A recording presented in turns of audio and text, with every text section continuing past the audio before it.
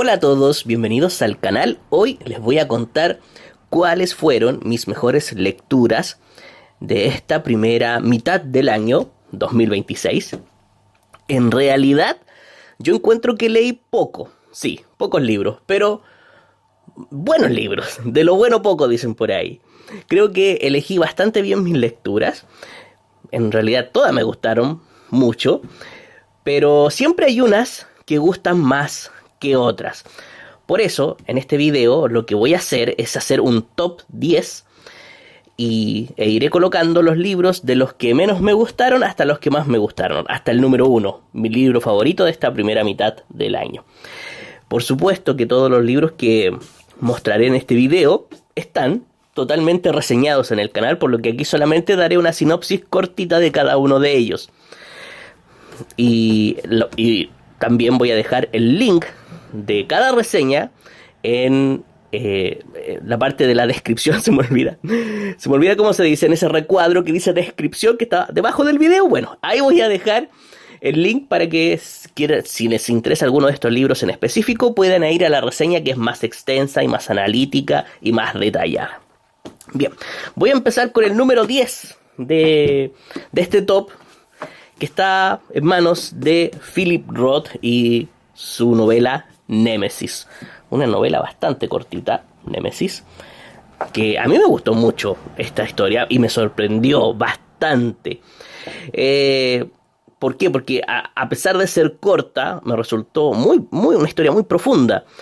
Aquí el autor nos relata los acontecimientos que ocurrieron cuando hubo una epidemia de voy a tratar de pronunciarlo, poliomielitis en Estados Unidos, enfocándose en las experiencias de un joven profesor de educación física de 23 años llamado Bucky Cantor, quien justo en ese momento él era director de un centro recreativo de verano para niños en la ciudad de Nueva Jersey. Recordemos que esta enfermedad atacaba principalmente en ese tiempo, porque todavía no había una vacuna en ese tiempo, principalmente a los niños. Ellos eran los principales afectados, las principales víctimas y a los que más había que cuidar. Y viene esta epidemia y este joven es justamente director de un centro recreativo para niños. Está con ellos ahí justo en ese momento. Entonces es muy duro. Por lo que el autor, más que apuntar a las graves consecuencias que genera la enfermedad en el cuerpo de las personas, lo que hace es enfocarse en cómo ésta altera la vida cotidiana de la ciudadanía. Y cómo el conjunto, la sociedad, se enfrenta contra el miedo, contra la incertidumbre que genera un acontecimiento como este. Demostrando que la verdadera tragedia no son los efectos de la enfermedad en sí, sino los efectos psicológicos que genera en todos. Hay desconfianza, hay acusaciones, hay peleas. Es terrible lo que genera esto. Y no solamente entre las personas, desconfianza entre las personas, sino también dudas en uno mismo, que lo representa muy bien el personaje principal, que es Bucky Cantor. Se generan muchas preguntas, se generan muchos cuestionamientos y hace que su personaje tenga una profundidad psicológica muy interesante. A mí me gustó harto, porque él es muy íntegro y él es profundamente responsable. Entonces la novela explora de alguna forma las decisiones individuales que él toma y que otros pueden tomar también, y ver si esas decisiones se convierten en una carga o no, y cuánto de esas decisiones son responsabilidad y cuánto de las consecuencias de esas decisiones pueden ser responsabilidad por haberlas tomado nosotros o es simplemente el azar. Y ahí está la idea de Roth de ir reflexionando sobre ese tema, que me encantó. Además tiene uno de los mejores finales novelísticos, que lo voy a agregar a mi top de mejores finales de novelas. Me encantó. Buenísimo. Ya, ok. Ahora en el lugar número 9 aparece Momentos Estelares de la Humanidad, de nuestro querido ya autor Stefan Zweig. Querido por mí también. Me encanta este autor, tiene muy buenas historias. Y aquí él nos da a conocer, a su parecer, 14 pequeños instantes claves de la historia que son capaces de cambiar el curso de los acontecimientos. Entonces, ¿qué es lo que hace el autor? Describe cada uno de ellos de manera amena y de manera individual, en forma de pequeños ensayos, que con un extraordinario talento narrativo que ya le conocemos, transforma estos hechos reales en relatos llenos de tensión, llenos de emoción y humanidad. Es difícil parar de leerlos, porque están muy bien escritos, te invitan a leer. Entonces, ¿qué es lo que hace Zweig? Acerca al lector a figuras históricas y a instantes decisivos de distintas épocas. Instantes decisivos, por ejemplo, pueden ser... ¿Qué puede ser un instante decisivo? Me pueden preguntar ustedes. Yo les digo, puede ser un momento de duda de un personaje histórico. ¿Qué hago? Puede ser una carta que llega tarde. Puede ser una ocurrencia del momento. Son cosas muy pequeñas que pueden desencadenar consecuencias gigantescas en la historia. Entonces, esta idea tan interesante es el factor unificador de todos los relatos. Todos tienen ese germen, la de los pequeños detalles que pueden generar estos cambios. En el fondo, el autor busca reflexionar sobre cómo el azar, porque eso es el azar, y sobre cómo las decisiones individuales que hacen muchas veces, que muchas veces las personas toman sin pensar, terminan dándole dirección al progreso humano. Es interesantísimo cómo lo aborda el autor.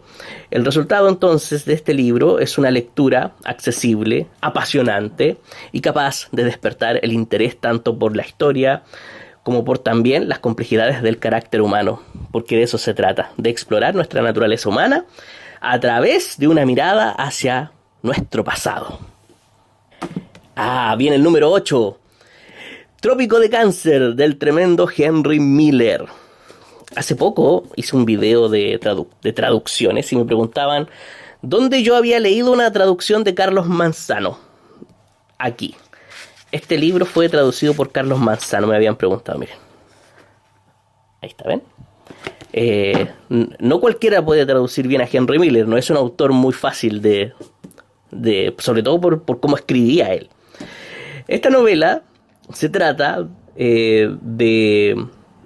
En el fondo es la vida del autor, es algo semi-autobiográfico, esa es su base, por la que la historia se ciñe a las experiencias personales que él tuvo durante 1930, la Gran Depresión, porque él toma una decisión, está en Estados Unidos y dice, ya, me voy a trasladar a Francia y allá voy a vivir como sea. Entonces llega a Francia y vive de una manera bien precaria, nómada, bohemia, pero que gracias a sus amistades y a sus conexiones logra sobrellevar de alguna manera.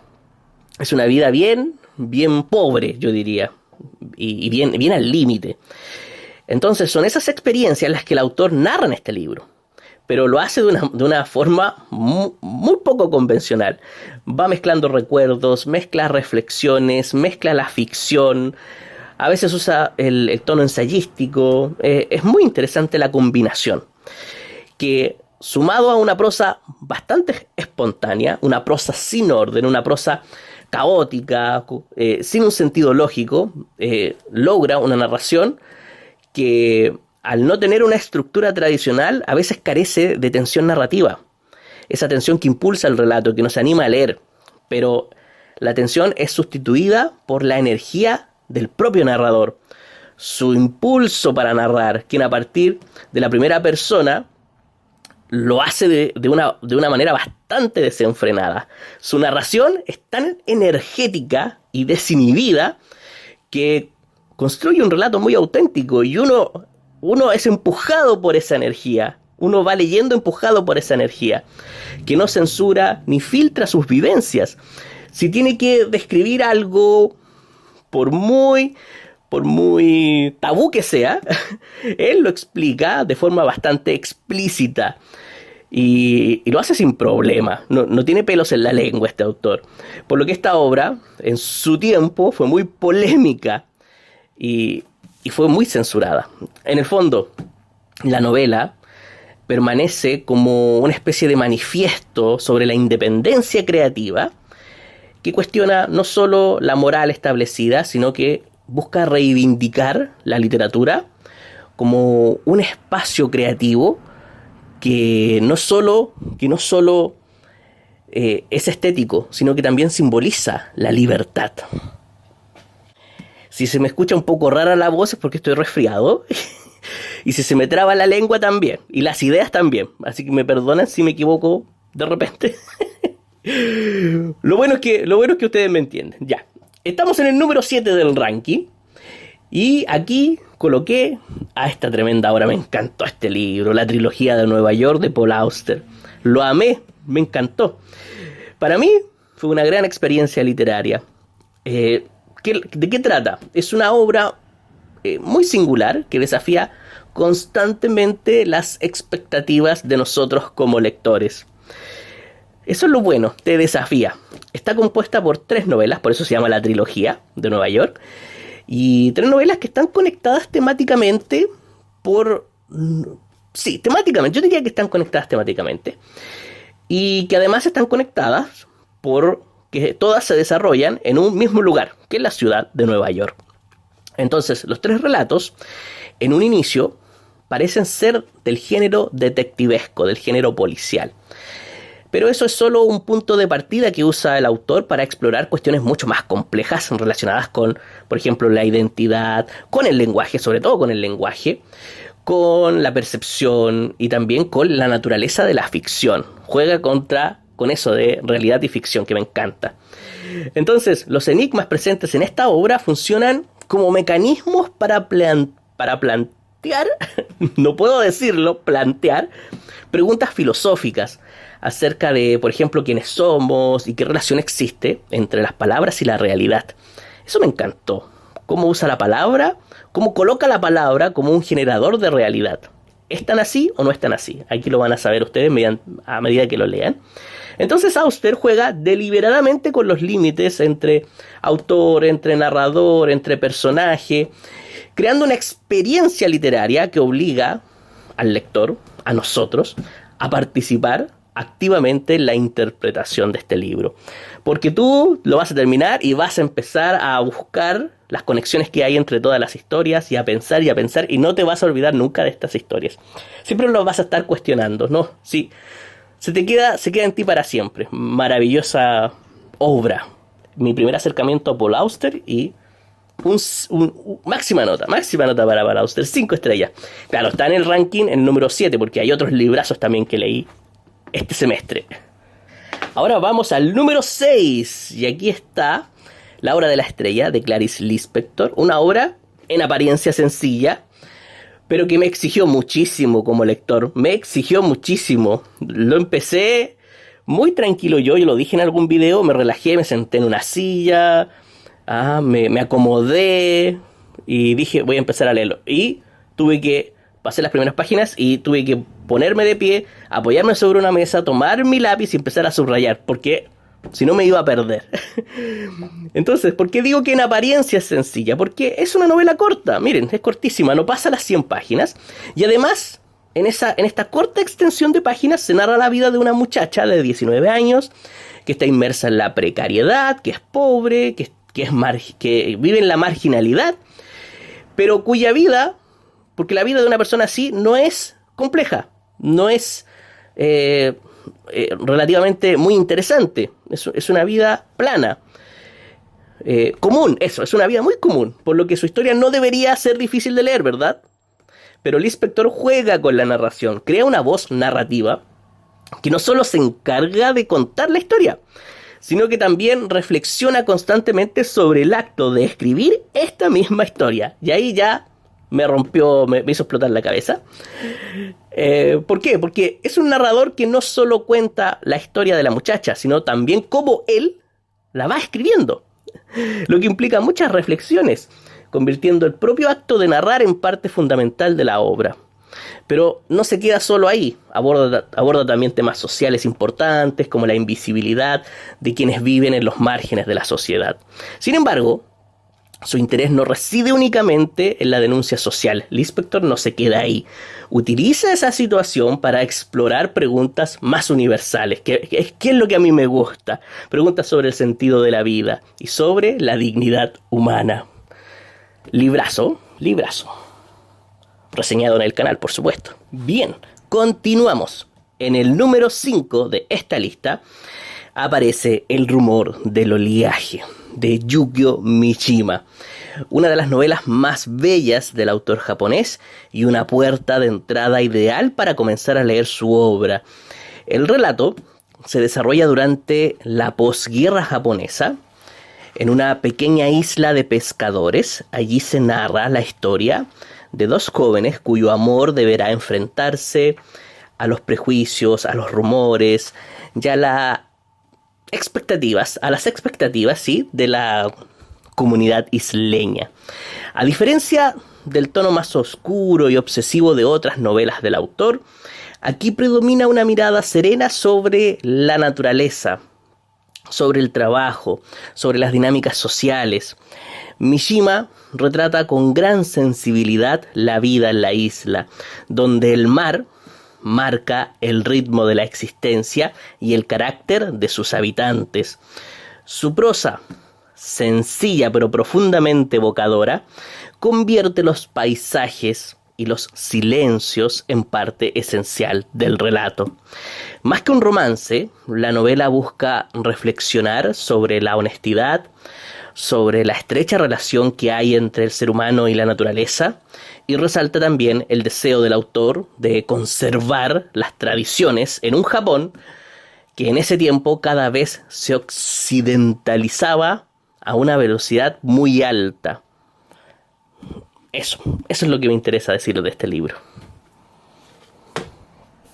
Ahora, en el número 4 está Servidumbre Humana, de William Somerset Maugham, una historia que utiliza el formato de novela de aprendizaje para no solo mostrar cómo su personaje principal va evolucionando y aprendiendo a vivir a medida que crece, sino que también aborda aspectos filosóficos. Eso es lo que me encantó de esta novela, esa mezcla entre el aprender a vivir y el entender por qué vivimos. Su protagonista, Philip Carey, es un niño de 9 años que le toca enfrentar la vida no solo con una deformidad en un pie, sino también sin sus padres, que los pierde prematuramente, por lo que es criado por sus tíos. Estas dificultades hacen que Philip no tenga una mirada común sobre la vida, sino una perspectiva más crítica, llegando a cuestionar muchas cosas, como el significado del libre albedrío y si existe o no un propósito para la vida. Esas son las principales preguntas y el alma de esta novela. ¿Somos libres? ¿Existe un propósito para la vida? Y las respuestas, el protagonista y nosotros como lectores las iremos obteniendo a medida que Philip vive, a medida que Philip se educa, a medida que él conoce personas y comete muchos errores, lo que le permitirá no solo abrirse paso en el mundo social, comprendiendo sus dinámicas, sino también explorando su mundo interior y identificando sus propias limitaciones humanas, descubriendo que se encuentra al servicio de sus propias pasiones y que si es capaz de reconocerlas, esas pasiones, esas irracionalidades, si logra conocerlas y logra vivir con ellas, logrará esa tan anhelada libertad. Me encantó este libro. Ahora vamos al número 3 de este ranking, el número 3. El Señor de las Moscas, del Premio Nobel de Literatura William Golding. La historia narra cómo sobreviven y cómo se organizan en una isla desierta un grupo de niños que sobrevive a un accidente aéreo, lo que comienza como una oportunidad para construir una comunidad organizada, se transforma gradualmente en un inquietante retrato sobre la pérdida de la civilización. William Golding construye una poderosa alegoría sobre la naturaleza humana, mostrando cómo las normas sociales pueden desmoronarse cuando desaparecen las instituciones que las sostienen. La novela explora temas como el poder, el liderazgo, la inocencia y esa eterna lucha que tiene siempre el ser humano entre la razón y los impulsos más primitivos. Con un estilo muy directo, el autor mantiene al lector inmerso en una historia cuya fuerza simbólica sigue siendo tan vigente como el día de su publicación. Es un clásico que invita a reflexionar sobre los límites de la civilización y de nuestra propia condición humana. Y en el número 2 aparece De ratones y hombres de John Steinbeck, también premio Nobel de literatura. Es una de las novelas más accesibles y conmovedoras del autor. Ambientada durante la Gran Depresión estadounidense, la obra sigue la vida de dos trabajadores agrícolas, dos peones agrícolas, que están unidos por una amistad poco común y también por un sueño compartido que les permite soportar una vida marcada por la incertidumbre. Al ser peones agrícolas que van buscando trabajos ocasionales, ellos realmente no saben si van a comer o no el día siguiente. Es una vida triste y, como les decía, de incertidumbre. Pero este sueño que comparten los mantiene firmes y les permite seguir adelante. Aunque su extensión es breve, la novela es muy cortita, la historia alcanza una gran profundidad, sobre todo emocional, gracias a la precisión con que Steinbeck construye a sus personajes. Y los construye a partir de sus diálogos y acciones. Con eso, y de una manera bien reducida, bien minimalista, logra que estos personajes se cuelen en nuestros corazones. Y a pesar de haber sido publicada hace ya bastantes años, conserva una vigencia sorprendente porque aborda temáticas muy universales, como la búsqueda de la dignidad, como la soledad en el ser humano, la amistad y la esperanza de construir una vida mejor, que es el sueño de cualquier persona. La combinación de elementos como la humanidad, muy presente aquí en esta obra, la crítica social y también la economía narrativa, explica de alguna forma por qué sigue siendo considerada una de las grandes obras de la literatura estadounidense. Librazo. Y solamente Steinbeck puede superar a Steinbeck en el número 1. El número 1 del ranking. Y el mejor libro que he leído, la mejor lectura hasta el momento, en lo que va del año para mí, Las uvas de la ira. Aquí Steinbeck narra la experiencia de una familia estadounidense que por algunos hechos se ve obligada a abandonar su hogar durante la Gran Depresión también, durante esa gran crisis económica de los años 30. Y ellos parten en busca de un nuevo futuro en otras tierras lejanas, en California. ¿Y qué es lo que hace el autor? Se centra en esta familia y a partir de ellos construye un retrato bastante crudo y real de una sociedad atravesada por la pobreza, de una sociedad atravesada por la explotación y sobre todo por la migración. Esto lo logra gracias a que va alternando aquí en el libro capítulos, unos centrados en los personajes, en la familia principal, y otros que son de carácter más panorámico y reflexivo, a modo de crónica, que ven el problema desde afuera. Entonces tiene capítulos que va a lo individual, a la persona, al ser humano, y otros capítulos que son más panorámicos ven al ser humano ya no como unidad, sino como sociedad, como dinámica social. Entonces tenemos lo individual y lo colectivo en un mismo libro. Me encantó esa combinación.